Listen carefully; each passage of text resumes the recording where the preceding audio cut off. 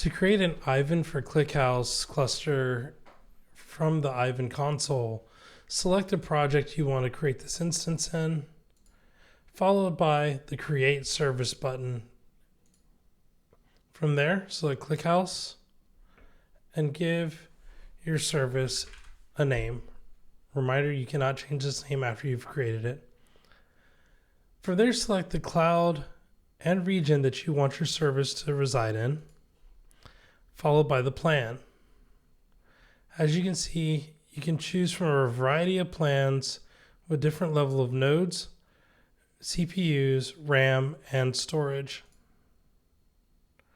Once you've selected the service you'd like, add any additional disk storage and select Create Service. From there, you'll be taken to the service overview screen and your new ClickHouse cluster will start building.